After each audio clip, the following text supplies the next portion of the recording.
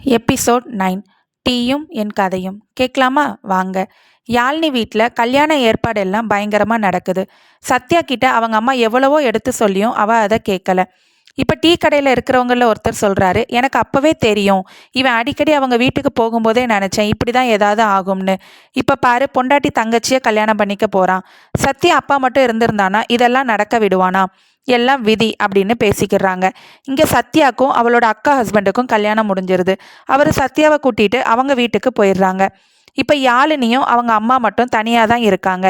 யாழினி அவங்க அக்கா ஹஸ்பண்ட் கூட கல்யாணம் பண்ணிக்க மாட்டேதுன்னு சொன்னதால் அவரும் இப்போ இங்கே வர்றது இல்லை.